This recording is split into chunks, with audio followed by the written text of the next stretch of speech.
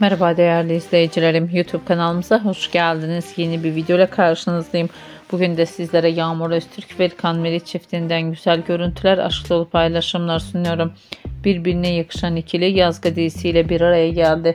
Şimdi de oyunculuğa devam eden başarılı isimlerin güzel görüntülerini sizler için paylaşıyorum. Umarım beğenirsiniz. Benden bu kadar. Hoşça kalın, sağlıcakla kalın arkadaşlar.